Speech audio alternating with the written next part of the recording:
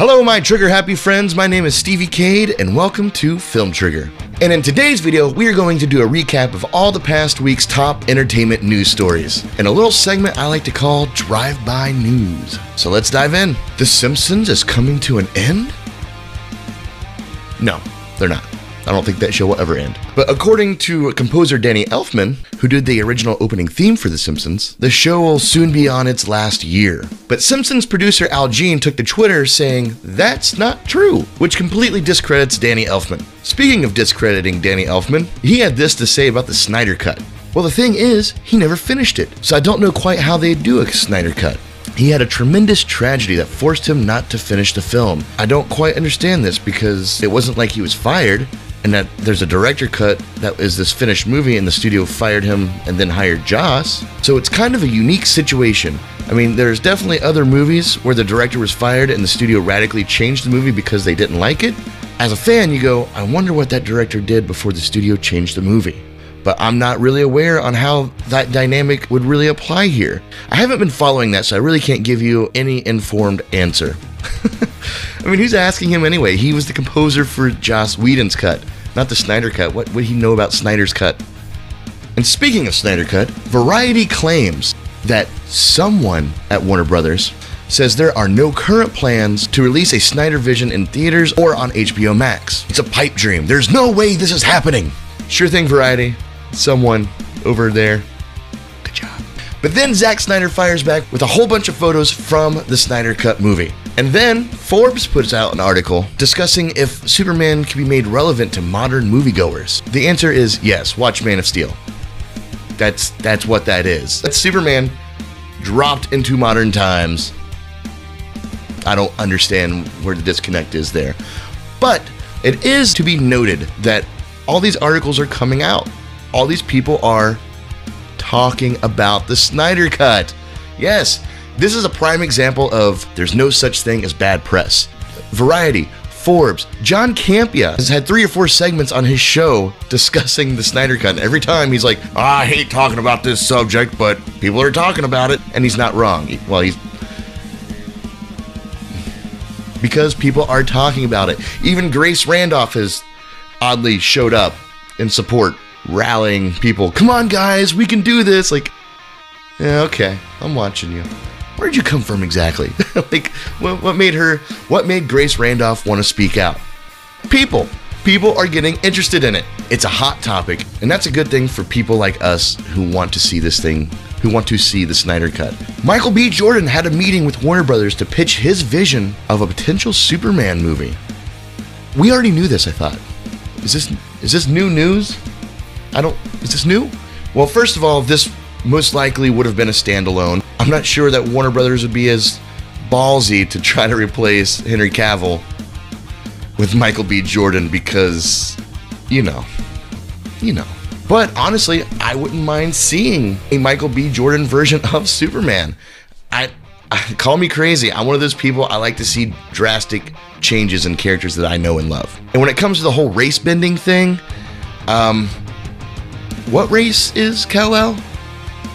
He's Kryptonian, right? A completely fictional race of people that they can do whatever they want to do with. So making him white, black, brown, green, yellow, it's whatever to me. Just make a good Superman movie. Again, another one besides the greatest one of all time, Man of Steel, because Henry Cavill is a beast. And speaking of Henry Cavill, Black Adam producer Hiram Garcia says Henry Cavill Superman could appear in the new Black Adam movie. Ooh. Here's what he had to say. I think the DC universe is a wonderful universe and we're open to everything. I have big aspirations for it. We're friends with Henry. Dwayne and Henry are friends. It's a huge comic book brand as well. And I always just loved the idea. Who knows? But man, Black Adam for Superman is really cool. That'd be really powerful.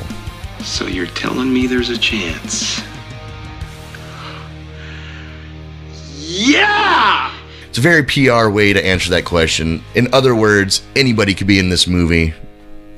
I wouldn't hold your breath for it, personally. Matt Reeves' The Batman could set up spin-offs for its villains. But let's not lean too hard on Warner Brothers' slate of future movies. They've duped us before. Warner Brothers has a hard time planning movies for some reason. Like, for example, one movie that should be out already, The Flash, is eyeing a 2021 production date. I'll believe that when I see it. But also, Godzilla vs. Kong has been delayed for 8 months for reasons unknown.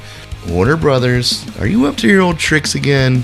Movies being delayed for a long period of time isn't necessarily a bad thing, except when I hear that Warner Brothers is the one that's doing it. So, for the sake of Warner Brothers, I hope this is a good move. Heck, for the sake of Chris Wong over at Ping Pong Flicks, I hope this is a good move, because I know he's crazy to see this movie. Hang in there, Chris. The Irishman has finally dropped on Netflix, and there's some Oscar buzz for Robert De Niro. Ooh. And if that's true, he could possibly be going up against Joaquin Phoenix for his portrayal as the Joker in the movie Joker, which Robert De Niro also starred in. When Joaquin Phoenix heard this news, he had this to say. The police, get what you fucking deserve!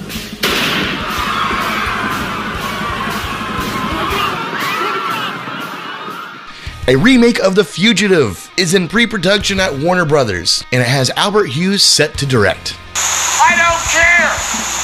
Elizabeth Banks is set to direct and star in Universal's The Invisible Woman. Wait a minute. Didn't they just come out with a trailer for Invisible Man? Actually, yes they did. It was a pretty shitty trailer in my opinion. If you'd like to see my reaction, just click right here. So it looks like Universal is setting up their monster universe again. Not really. No, actually this movie will have nothing to do with The Invisible Man.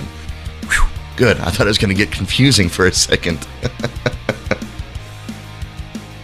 The Children Online Privacy Protection Act, also known as CAPA, has YouTube creators worried and confused. Yeah, if you're a YouTuber like me, you got the email. So I broke it down to 3 basic points that I think that everyone should pay attention to when it comes to CAPA. Number 1, this will most likely target only people who abuse or are maliciously creating content that uses marketing towards children to gain revenue. So people like me, you know, who have more of a middle ground, I'm just gonna click this is not for kids, because it's not for kids. This is for everybody who aren't kids apparently, because there's no third option. But either way, I don't think they're going to try to attack regular YouTubers just creating content. They're looking more for a specific type of YouTuber, and I'm not even sure that they're going to be looking that hard. Now, point 2, there's the $42,000 fine or $42,350 fine or whatever it is that's got YouTubers shaking in their boots. That's a big number, very scary number, but that is the maximum penalty. That's up to that amount. The fine print says any fines given will be based off your YouTube revenue. So if you do happen to find yourself being fined under this act, they're not gonna break you at the bank. They're not gonna spend a whole bunch of time trying to sue people for amounts they can't pay.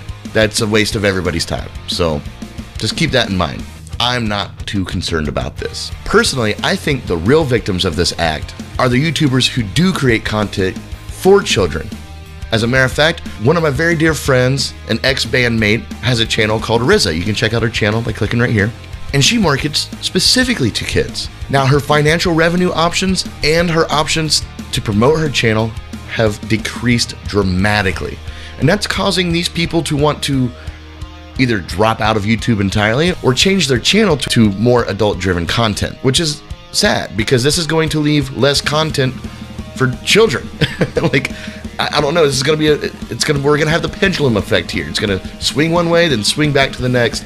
My only advice, which is just my opinion, I'm not no legal nothing, no lawyer stuff here, just me talking to you.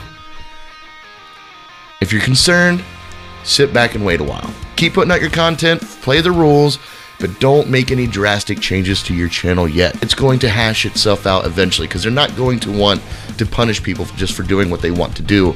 They're going to want to punish people who are actually doing things wrong. Let this ride out for a little bit, okay guys? Well, that's it for this week's top news stories. If I left anything out, please let us know in the comments below so you can help keep us all caught up. Be sure to check out some more of my videos right here, and as always, stay trigger happy, my friends.